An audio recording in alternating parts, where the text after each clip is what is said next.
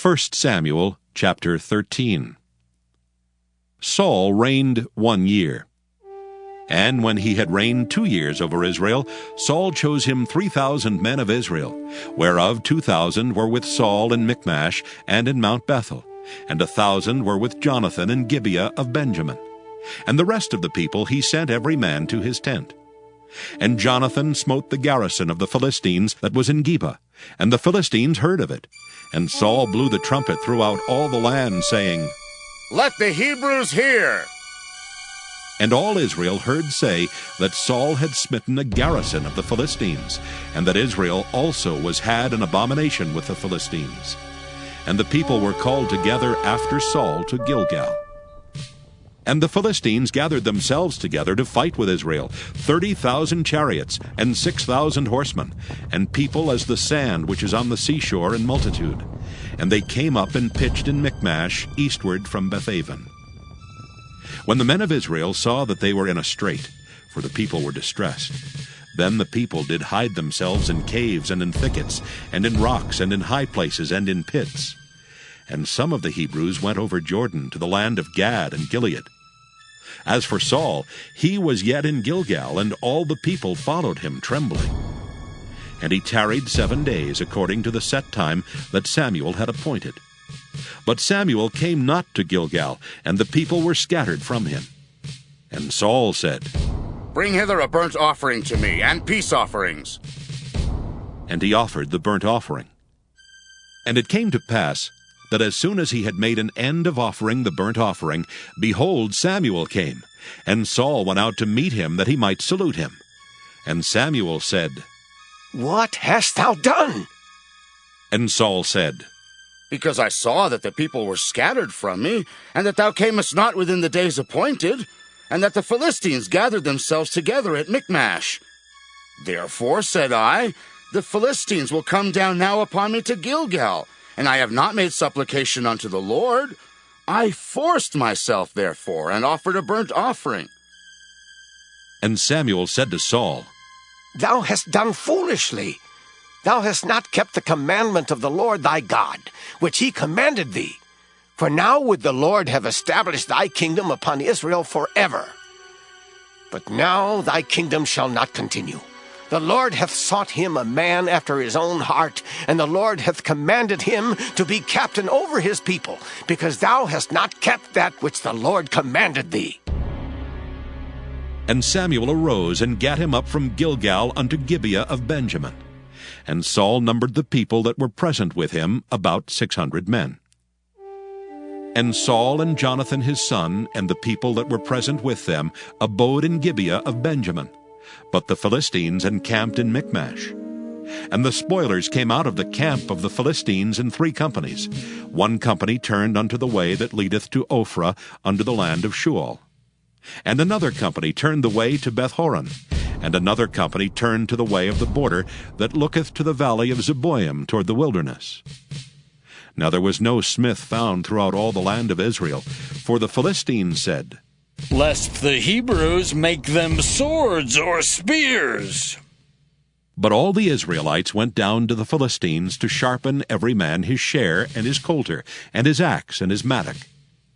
Yet they had a file for the mattocks, and for the coulters, and for the forks, and for the axes, and to sharpen the goads. So it came to pass in the day of battle that there was neither sword nor spear found in the hand of any of the people that were with Saul and Jonathan. But with Saul and with Jonathan his son was there found. And the garrison of the Philistines went out to the passage of Michmash. 1 Samuel chapter 14. Now it came to pass upon a day that Jonathan the son of Saul said unto the young man that bare his armor, "Come, and let us go over to the Philistines' garrison that is on the other side." But he told not his father. And Saul tarried in the uttermost part of Gibeah under a pomegranate tree, which is in Migron. And the people that were with him were about 600 men. And Ahiah the son of Ahitub, Ichabod's brother, the son of Phinehas, the son of Eli, the Lord's priest in Shiloh, wearing an ephod. And the people knew not that Jonathan was gone. And between the passages by which Jonathan sought to go over unto the Philistines' garrison, there was a sharp rock on the one side, and a sharp rock on the other side. And the name of one was Bozez, and the name of the other Seneh. The forefront of the one was situate northward over against Michmash, and the other southward over against Gibeah. And Jonathan said to the young man that bare his armor, Come, and let us go over unto the garrison of these uncircumcised. It may be that the Lord will work for us. For there is no restraint to the Lord to save by many or by few. And his armor-bearer said unto him, Do all that is in thine heart. Turn thee. Behold, I am with thee according to thy heart. Then said Jonathan, Behold, we will pass over unto these men, and we will discover ourselves unto them. If they say unto us, Tarry until we come to you, then we will stand still in our place, and will not go up unto them. But if they say thus, Come up unto us, then we will go up, for the Lord hath delivered them into our hand, and this shall be a sign unto us. And both of them discovered themselves unto the garrison of the Philistines. And the Philistines said, Behold, the Hebrews come forth out of the holes where they had hid themselves. And the men of the garrison answered Jonathan and his armor-bearer, and said, Come up to us, and we will show you a thing. And Jonathan said unto his armor-bearer, Come up after me, for the Lord hath delivered them into the hand of Israel. And Jonathan climbed up upon his hands and upon his feet, and his armor-bearer after him. And they fell before Jonathan, and his armor-bearer slew after him. And that first slaughter, which Jonathan and his armor-bearer made, was about 20 men, within, as it were, an half acre of land, which a yoke of oxen might plow. And there was trembling in the host in the field, and among all the people. The garrison and the spoilers, they also trembled, and the earth quaked, so it was a very great trembling. And the watchmen of Saul and Gibeah of Benjamin looked, and behold, the multitude melted away, and they went on beating down one another. Then said Saul unto the people that were with him, Number now, and see who is gone from us. And when they had numbered, behold, Jonathan and his armor-bearer were not there. And Saul said unto Ahiah, Bring hither the ark of God. For the ark of God was at that time with the children of Israel. And it came to pass, while Saul talked unto the priest, that the noise that was in the host of the Philistines went on and increased. And Saul said unto the priest, Withdraw thine hand. And Saul and all the people that were with him assembled themselves. And they came to the battle. And behold, every man's sword was against his fellow, and there was a very great discomfiture. Moreover, the Hebrews that were with the Philistines before that time, which went up with them into the camp from the country round about, even they also turned to be with the Israelites that were with Saul and Jonathan. Likewise, all the men of Israel which had hid themselves in Mount Ephraim, when they heard that the Philistines fled, even they also followed hard after them in the battle. So the Lord saved Israel that day, and the battle passed over unto Bethaven. And the men of Israel were distressed that day, for Saul had adjured the people, saying, Cursed be the man that eateth any food until evening, that I may be avenged on mine enemies. So none of the people tasted any food. And all they of the land came to a wood, and there was honey upon the ground. And when the people were come into the wood, behold, the honey dropped, but no man put his hand to his mouth, for the people feared the oath. But Jonathan heard not when his father charged the people with the oath. Wherefore he put forth the end of the rod that was in his hand, and dipped it in an honeycomb, and put his hand to his mouth, and his eyes were enlightened. Then answered one of the people, and said, Thy father straitly charged the people with an oath, saying, Cursed be the man that eateth any food this day. And the people were faint. Then said Jonathan, My father hath troubled the land. See, I pray you, how mine eyes have been enlightened, because I tasted a little of this honey. How much more, if haply the people had eaten freely today of the spoil of their enemies which they found? For had there not been now a much greater slaughter among the Philistines? And they smote the Philistines that day from Michmash to Ajalon, and the people were very faint. And the people flew upon the spoil, and took sheep and oxen and calves, and slew them on the ground, and the people did eat them with the blood. Then they told Saul, saying, Behold, the people sin against the Lord, in that they eat with the blood. And he said, Ye have transgressed. Roll a great stone unto me this day. And Saul said, Disperse yourselves among the people, and say unto them, Bring me hither every man his ox, and every man his sheep, and slay them here, and eat, and sin not against the Lord in eating with the blood. And all the people brought every man his ox with him that night, and slew them there. And Saul built an altar unto the Lord. The same was the first altar that he built unto the Lord. And Saul said, Let us go down after the Philistines by night, and spoil them until the morning light, and let us not leave a man of them. And they said, Do whatsoever seemeth good unto thee. Then said the priest, Let us draw near hither unto God. And Saul asked counsel of God. Shall I go down after the Philistines? Wilt thou deliver them into the hand of Israel? But he answered him not that day. And Saul said, Draw ye near hither, all the chief of the people, and know and see wherein this sin hath been this day. For as the Lord liveth, which saveth Israel, though it be in Jonathan my son, he shall surely die. But there was not a man among all the people that answered him. Then said he unto all Israel, Be ye on one side, and I and Jonathan my son will be on the other side.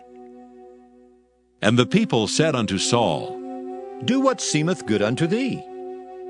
Therefore Saul said unto the Lord God of Israel, Give a perfect lot. And Saul and Jonathan were taken, but the people escaped. And Saul said, Cast lots between me and Jonathan my son. And Jonathan was taken. Then Saul said to Jonathan, Tell me what thou hast done. And Jonathan told him and said, I did but taste a little honey with the end of the rod that was in mine hand, and lo, I must die. And Saul answered, God do so, and more also, for thou shalt surely die, Jonathan. And the people said unto Saul, Shall Jonathan die, who hath wrought this great salvation in Israel? God forbid! As the Lord liveth, there shall not one hair of his head fall to the ground, for he hath wrought with God this day. So the people rescued Jonathan, that he died not. Then Saul went up from following the Philistines, and the Philistines went to their own place. So Saul took the kingdom over Israel, and fought against all his enemies on every side, against Moab, and against the children of Ammon, and against Edom, and against the kings of Zobah, and against the Philistines. And whithersoever he turned himself, he vexed them. And he gathered an host, and smote the Amalekites, and delivered Israel out of the hands of them that spoiled them. Now the sons of Saul were Jonathan, and Ishuai, and Malchishua. And the names of his 2 daughters were these: the name of the firstborn, Merab, and the name of the younger, Michal. And the name of Saul's wife was Ahinoam, the daughter of Ahimaaz. And the name of the captain of his host was Abner, the son of Ner, Saul's uncle. And Kish was the father of Saul, and Ner the father of Abner was the son of Abiel. And there was sore war against the Philistines all the days of Saul. And when Saul saw any strong man or any valiant man, he took him unto him. Psalm 119. Aleph. Blessed are the undefiled in the way, who walk in the law of the Lord. Blessed are they that keep his testimonies, and that seek him with the whole heart. They also do no iniquity. They walk in his ways. Thou hast commanded us to keep thy precepts diligently. Oh, that my ways were directed to keep thy statutes. Then shall I not be ashamed, when I have respect unto all thy commandments. I will praise thee with uprightness of heart, when I shall have learned thy righteous judgments. I will keep thy statutes. O forsake me not utterly. Baith. Wherewithal shall a young man cleanse his way? By taking heed thereto, according to thy word. With my whole heart have I sought thee. O let me not wander from thy commandments. Thy word have I hid in mine heart, that I might not sin against thee. Blessed art thou, O Lord. Teach me thy statutes. With my lips have I declared all the judgments of thy mouth. I have rejoiced in the way of thy testimonies, as much as in all riches. I will meditate in thy precepts, and have respect unto thy ways. I will delight myself in thy statutes. I will not forget thy word. Gimel. Deal bountifully with thy servant, that I may live, and keep thy word. Open thou mine eyes, that I may behold wondrous things out of thy law. I am a stranger in the earth. Hide not thy commandments from me. My soul breaketh for the longing that it hath unto thy judgments at all times. Thou hast rebuked the proud that are cursed, which do err from thy commandments. Remove from me reproach and contempt, for I have kept thy testimonies. Princes also did sit and speak against me, but thy servant did meditate in thy statutes. Thy testimonies also are my delight and my counselors. Daleth. My soul cleaveth unto the dust. Quicken thou me according to thy word. I have declared my ways, and thou heardest me. Teach me thy statutes. Make me to understand the way of thy precepts. So shall I talk of thy wondrous works. My soul melteth for heaviness. Strengthen thou me according unto thy word. Remove from me the way of lying, and grant me thy law graciously. I have chosen the way of truth. Thy judgments have I laid before me. I have stuck unto thy testimonies. O Lord, put me not to shame. I will run the way of thy commandments when thou shalt enlarge my heart. Hay. Teach me, O Lord, the way of thy statutes, and I shall keep it unto the end. Give me understanding, and I shall keep thy law. Yea, I shall observe it with my whole heart. Make me to go in the path of thy commandments, for therein do I delight. Incline my heart unto thy testimonies, and not to covetousness. Turn away mine eyes from beholding vanity, and quicken thou me in thy way. Establish thy word unto thy servant, who is devoted to thy fear. Turn away my reproach which I fear, for thy judgments are good. Behold, I have longed after thy precepts. Quicken me in thy righteousness. Vow. Let thy mercies come also unto me, O Lord, even thy salvation according to thy word.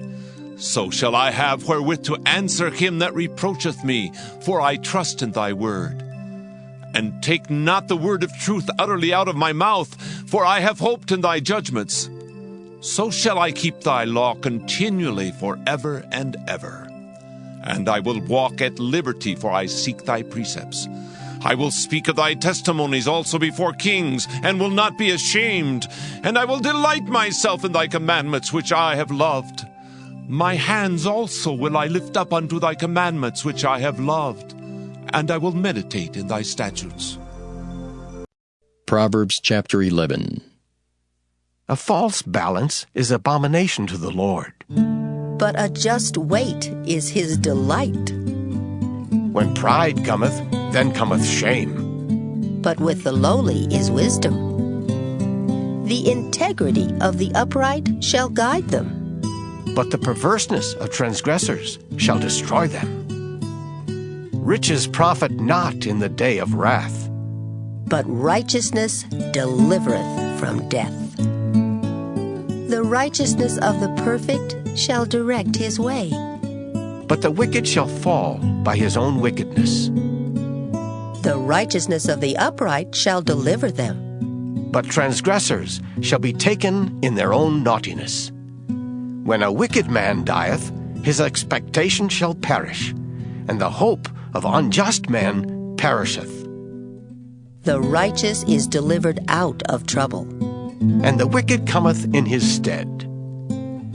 An hypocrite with his mouth destroyeth his neighbor, but through knowledge shall the just be delivered. When it goeth well with the righteous, the city rejoiceth. And when the wicked perish, there is shouting. By the blessing of the upright, the city is exalted. But it is overthrown by the mouth of the wicked. He that is void of wisdom despiseth his neighbor, but a man of understanding holdeth his peace. A talebearer revealeth secrets, but he that is of a faithful spirit concealeth the matter. Where no counsel is, the people fall, but in the multitude of counselors there is safety. He that is surety for a stranger shall smart for it, and he that hateth suretyship is sure. A gracious woman retaineth honor, and strong men retain riches. The merciful man doeth good to his own soul, but he that is cruel troubleth his own flesh. The wicked worketh a deceitful work, but to him that soweth righteousness shall be a sure reward. As righteousness tendeth to life, so he that pursueth evil pursueth it to his own death. They that are of a froward heart are abomination to the Lord, but such as are upright in their way are his delight. Though hand join in hand, the wicked shall not be unpunished, but the seed of the righteous shall be delivered. As a jewel of gold in a swine's snout, so is a fair woman which is without discretion. The desire of the righteous is only good, but the expectation of the wicked is wrath. There is that scattereth, and yet increaseth. And there is that withholdeth more than is meet, but it tendeth to poverty. The liberal soul shall be made fat, and he that watereth shall be watered also himself.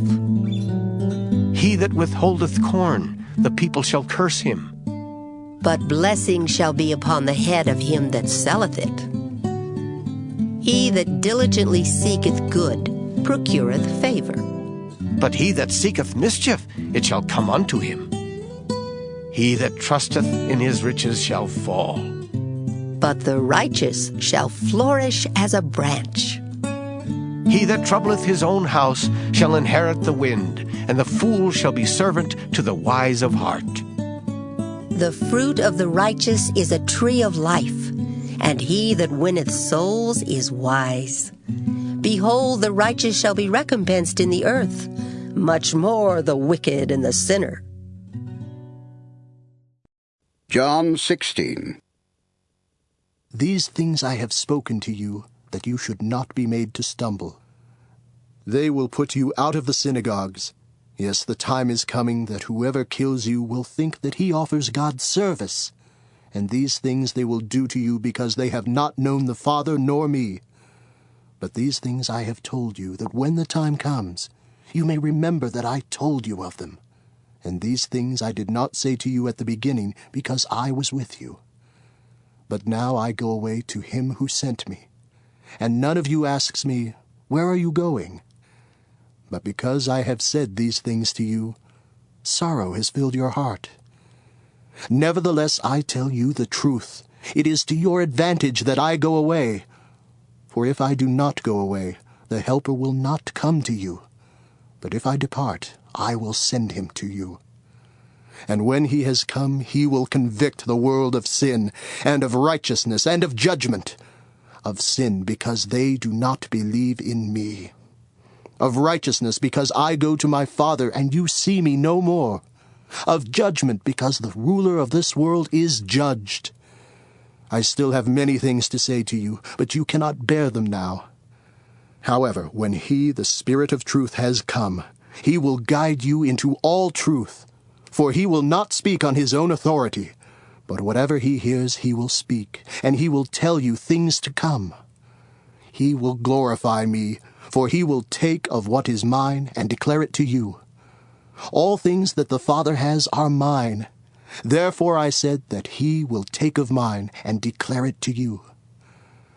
A little while, and you will not see me, and again a little while, and you will see me, because I go to the Father."